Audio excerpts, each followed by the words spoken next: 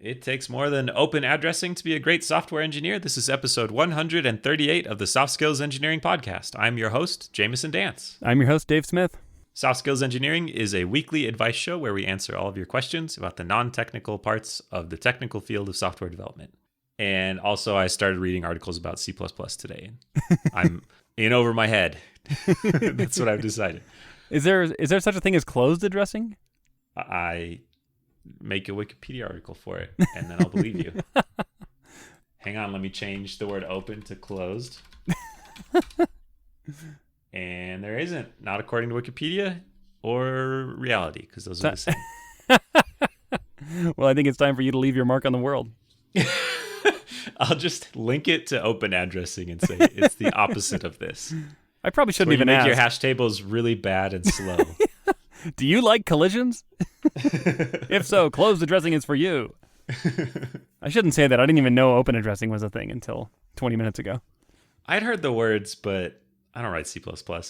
There's just, man, software is so deep. There's just so many. I see these little outcroppings poking up above the ocean of software, and then it's this gigantic iceberg of depth underneath. Yeah. And I know one iceberg pretty well, and then there's a bunch of icebergs I've never even seen the outcropping of, let alone. Yeah. They're over the horizon. Yeah. That's not what this show's about, though. Not even close. Yeah, let's get into our show. Do you want to talk about our wonderful patrons? I do. Thank you, patrons, for contributing on Patreon. At the level that gets you a shout-out every single week, we have Matthew Wodowicz, the Agile Ventures Charity, Zach Grannon, David Jackson, Nick Cantar, Sean Clayton, and Chris Hogan. Thank you so much. If you'd like to support the show, go to our website, softskills.audio, and click Support Us on Patreon. Yeah, thank you so much. All right, I'm going to read the first question. Hi, Dave and Jamison. Love the show and your advice. There's no podcast quite like yours out there in the audiosphere. Thank you. That's really nice. I've been doing a really good job lately. I've had feedback from my manager and my manager's manager that I've exceeded expectations and gone above and beyond over the last year. While the compliments are great to hear, I'd like to approach my manager about a raise to go along with it. Do I wait until performance review time in 3 months and hope that I get what I'm hoping for, or bring it up now? How do I approach this conversation without sounding greedy, bragging, and potentially asking for too much, leaving a bad impression when I'm on such a roll?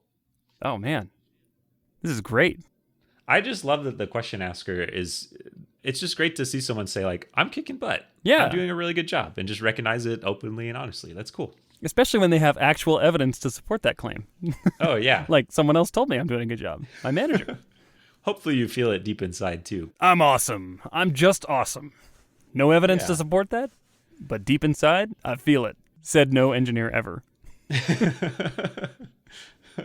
So I recently applied this same strategy to Christmas gifts, and I just hoped to get what I was hoping for, and it didn't work. Oh, that is such a good analogy.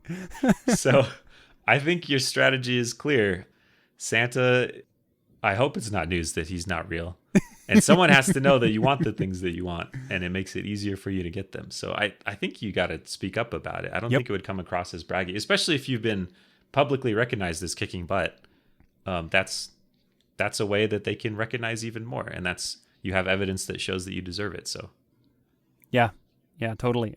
I think I kind of feel like this question asker answered their own question when they said, do I wait until performance review in 3 months and hope that I get what I'm hoping for? No, it is too late by then. Yeah. You can't have an argument or a discussion then. Like that's usually people telling you what has already been decided. So, and quite frankly, your manager is probably already working on this right now. So, I mean, maybe 3 months out, does that sound about reasonable? Sure. I mean, it's quite possible. Not every company's going to do it that far in advance, but I would work on comp adjustments sometimes 12 months in advance, because you've got a finance team that needs to know how much you're going to spend next year. And so, you start planning that stuff really early.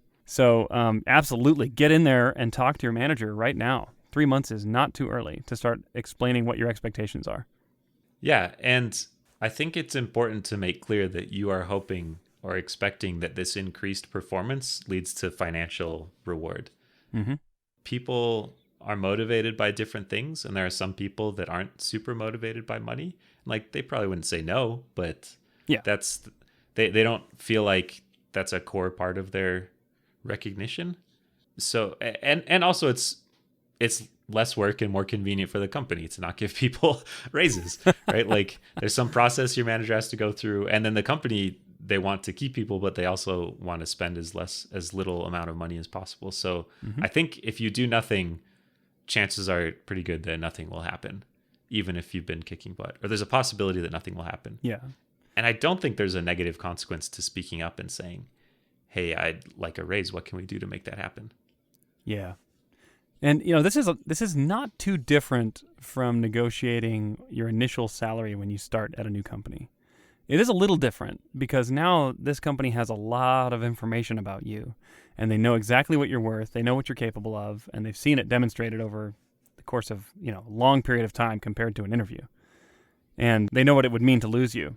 So in some ways, given your certain situation here, you actually have more leverage and more negotiating power than you did when you started. Yeah. And it's unlikely that you're going to ask for less than they were planning on giving you if you go in and do that with your manager, because typically raises are a little bit more limited. They have a little bit less flexibility than initial salaries, especially at a bigger company. Yeah. How do I approach this conversation without sounding greedy, braggy, and potentially asking for too much, leaving a bad impression? I don't think you have to worry about asking or about leaving a bad impression if you're doing really well. Oh, yeah. And if someone calls you greedy for wanting a raise after doing a really good job, that feels manipulative to me, honestly. Like, you are exchanging your labor for money, and it's not greedy to want to be rewarded for the amount of value that you provide. That's not greed at all. It's not like you're taking money out of the pocket of this like poor, pitiful creature. Like, it's a company, and they're trying to make money, and they pay people money so that they can make money. It doesn't feel greedy. But what if the company's feelings are hurt? Yeah, the company has no feelings. There's no such thing as feelings. Companies are sociopaths. Yeah, that's true. That's funny. I never thought about that, but you're right. How do I do it without sounding greedy? I think you just, some of it is the advice we always talk about getting some data about market values and salary, and being able to say, this is what I want and here's why I think it's reasonable. I think it makes it even less likely that you'll come across as greedy. It's more like, here's what people contributing at a similar level are making at other companies or other departments, or however you figure that out. And braggy, this is the time to brag. This is when it's not bragging, it's providing evidence. And if that evidence is all about how awesome you are, then congratulations. This is not a time for false humility or real humility. Either kind. Either of those. This is a time for pride. Yeah. I have worried about coming across braggy in these circumstances before. And several years ago, I went into my manager and I basically scheduled time on his calendar, and I said, look, I want to spend some time with you and talk about the performance review. I want to make sure that my expectations match your expectations, and I want to tell you what I'm expecting. And I prefaced the whole conversation by saying, look, I don't spend my time comparing myself to others. I don't think about how great I am all the time. But just for this one small period of time, I'm just going to lay out the case to help you understand where I'm coming from here. And I kind of prefaced it with that, and that helped me feel like I wasn't bragging. And then I laid into the case, all the things I had accomplished that year and the things that I felt made me worth paying more. Yeah, that's a great idea. And I'll be clear, I'm being very hypocritical. I am horrible about this. I have a really hard time talking up positive things that I do. And I think there's some negative consequences to that. And one of those is that talking yourself up also looks a lot like presenting evidence about why you're valuable. So I think it's, you got to focus on that. It's not bragging at all. You need to hire me as an agent to go into your manager and tell them why you deserve a raise.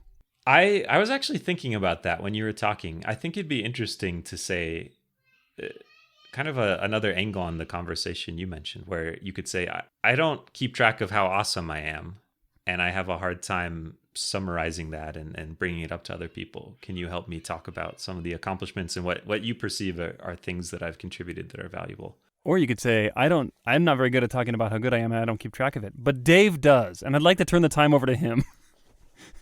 I don't even have to go to a different person. I can just become podcast Jamison and just do the things I tell other people to do instead of what I actually do. Just pull up a microphone so you feel in character. Yeah. Yep. I mean, my meetings would be over a microphone anyways because I'm all remote. That's true. So That's all perfect. I am literally sitting where I have all my meetings. Well, great. I think you're ready to go.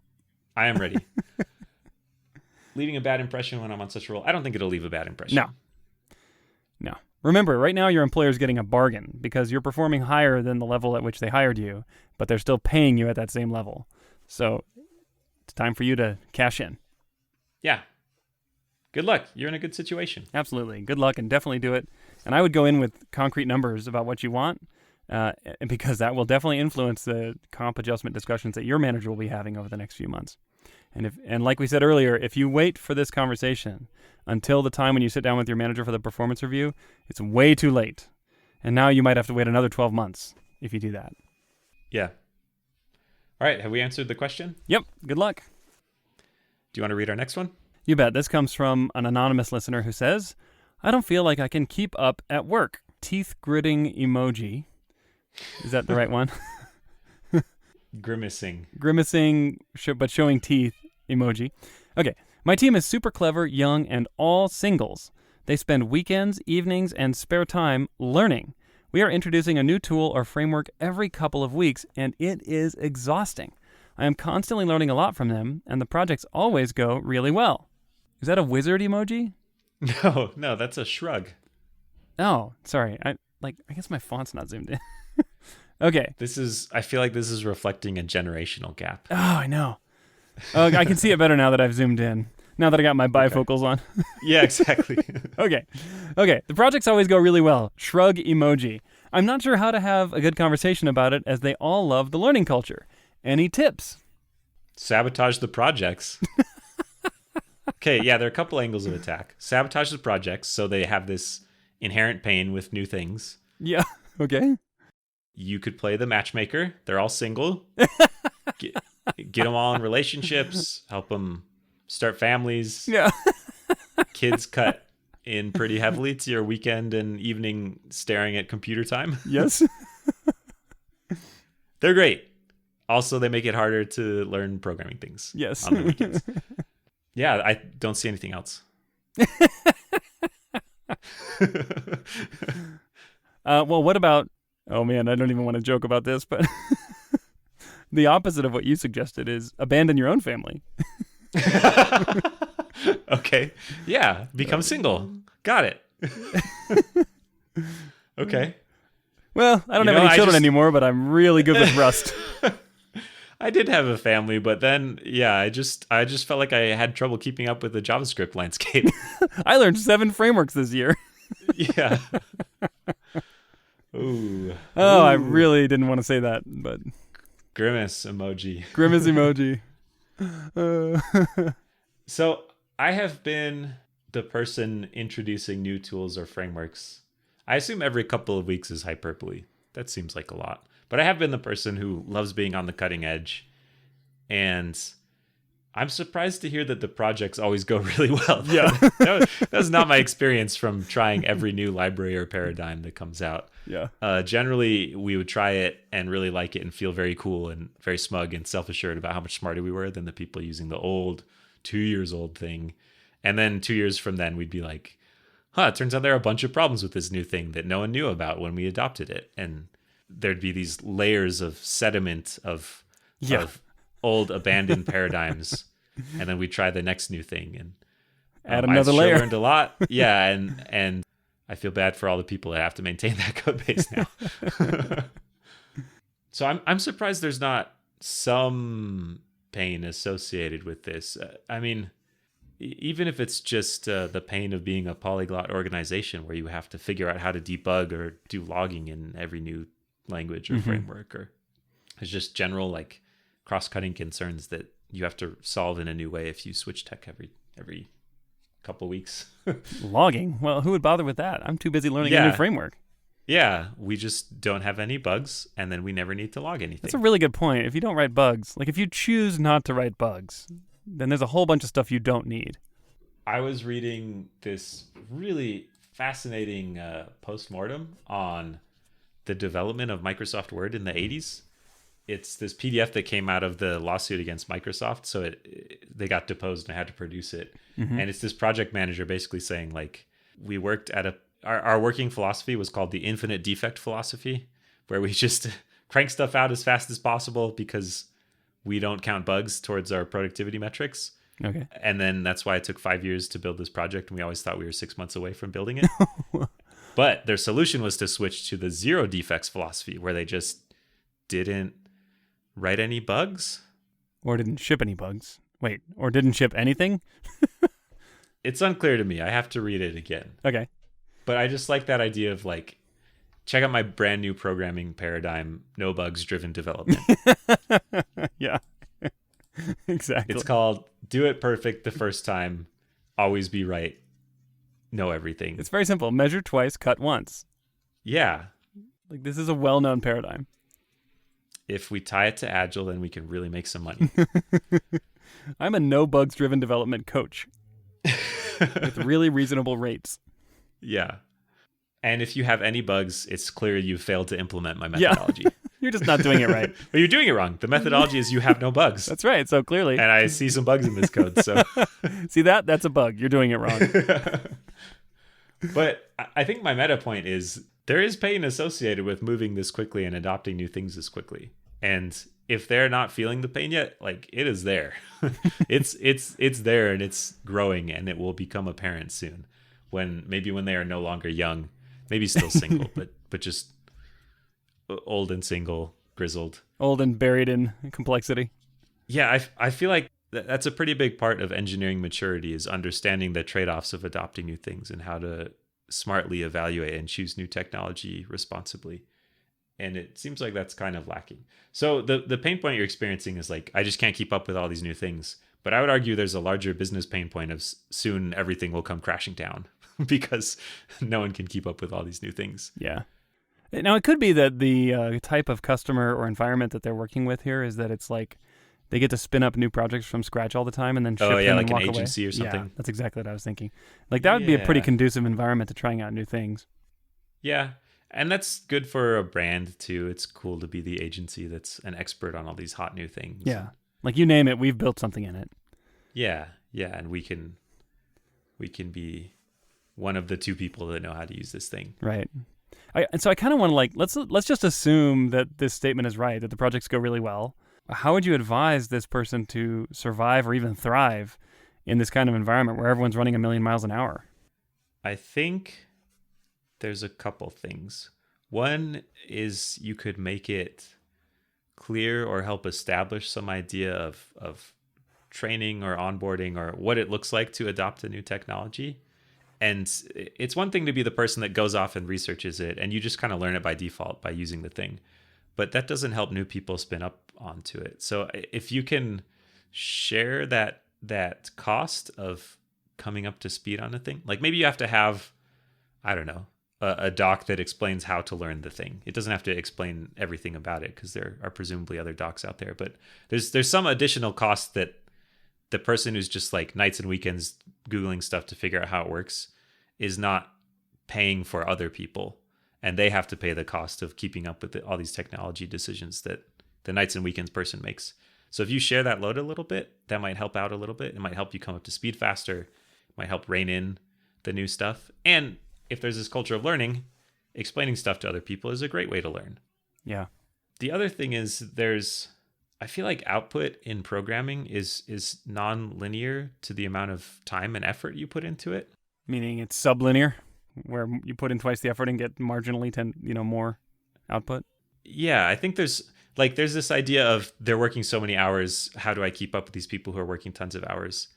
And I feel like being more efficient with your time and sitting and thinking more might be a way to keep up or contribute value in a different way that doesn't require you to work extra hours. I see. Like if you are the person that thinks deeply about architecture and does it all in your 40 hours a week at work, I think you can still contribute just as much, if not more, than people who are reading Hacker News and then reading GitHub repos all day for 80 hours a week. Yeah, it sounds like there's probably some gaps in this organization of people who move slow but make really good long-term plans, maybe people who do good documentation, people who communicate with management really effectively. Maybe that's your place here, rather than being the kid who runs 100 miles an hour on the weekends. Yeah, and I think you're right. And there's a lot of ways to be smart and good at your job, and not all of them look like these people that you've described. You can still be an awesome person who contributes really well at work and be more measured. And I think you'd kind of be a balance in this situation against this, because I've both been this kid and I've worked at a company where everyone was this kid, and like we needed some balance. Yeah. We would have been better off if we there was needed someone you to say like, yeah, hey, maybe we should write down what we're doing and why. Like, we don't have time. In the time we would take to write it down, it would have changed. Yeah. There's no time to write it down. We can't sit and think for an hour. We've got 20 hours of programming to do. Yeah. Oh, what if... Okay, I got another idea. What if you start posting fake think pieces about non-existent frameworks that turn into wild goose chases for the rest of your team? And while they're out, they're out chasing these things, you can be building stuff. So that's it's kind of a companion to sabotage the projects, but instead of that, you need to seed the internet with ideas that look good but are actually bad. Yeah. That's the internet, though, already. True. Your work is done. I think all you have to do is pick a thing and then, read the marketing copy and use it, and then find out, oh, Kubernetes is a lot of work. Perfect. Okay. So that's coming. You get that for free. All right. Well, did we more or less answer this question? I think so. I think you can be valuable and you can show people your value. I feel like I get underlying the question, I get a feeling of like, am I doing a good job, or am I contributing if I'm not like these people? And becoming like them is not an option. Yeah. And I think the answer is yes, you can contribute enormously in lots of different ways besides just running as fast as you can towards new technologies. Also, this is the kind of problem that patience might just solve on its own, because it's unsustainable. These people will not be able to do this for the next 5 years. Mm-hmm. And, unless they have like a steady stream of new hires who are replacing them and carrying the torch, doing the same thing, it's unlikely that they'll be doing this. So, it's the kind of problem that solves itself over time. I feel like this is the career arc for many talented junior engineers or developers. Yeah. Where they are super excited about the field, they're very new to it, and they just devour everything. And so new technologies in some way are almost easier to pick up because they don't have the cognitive overhead in some cases of like fitting it into all this existing knowledge that they say that they have. And it's less, it's like how it's easier for little kids to learn languages, foreign languages. Like, you're coming to it from scratch and it's just there. It's how it is. It's not having to learn a brand new thing. Whereas adults are a lot slower because they're a lot more used to how their current language works. Yeah. I feel like I've experienced this. Looking back, I feel like it was actually a lot easier in some ways for me to learn new frameworks or tools, because it was just like learning how to program, not like the Angular way. Yeah, right. Exactly. Yeah. Yeah. That makes a lot of sense. Although on the other hand, I think as I've gotten older, picking up new frameworks, patterns, libraries, etc., does get easier in some ways because I can recognize underlying patterns. It's not like this whole new field. I can say, oh, that's dependency injection. I know that. I know what that is on principle. It's easier in a different way, though. But I sometimes get sucked into like comparing it too much to stuff I already know. Whereas if I didn't know anything to compare it to, it'd just be how it is. Yeah, it kind of becomes like an n squared problem. Like every new thing you learn, you have to spend n units of time comparing it to the n things you already know. Yeah. But I think my point is that feels like a familiar career arc where you pick up all the new stuff when everything is new, and then you kind of settle in a little bit and start providing value in other ways. And it is exhausting. I mean, that's a key word here in the question. It's tiring enough that you just don't do it that much. After time, you say, well, another one? It's like, I just want to be productive and ship stuff. Yeah, I remember feeling very tangibly the shift from when I thought I could learn everything new that was coming out, even in a specific subfield, to like just saying, I will never know about this thing unless I like pick up a project that uses it. And that's fine. I'll just let it pass me by and learn this other thing. All right. Yeah. Question answered? Question answered. Good luck. Where can people go if they would like to ask their own question? They can go to softskills.audio and click the Ask Us a Question button. We read them all, and we answer all of them eventually. Yeah, that's right. We have not stopped doing the show yet, so we can still answer all of them. Yep. Thank you very much for listening. If you like the show, please share it with people, and we will catch you next week.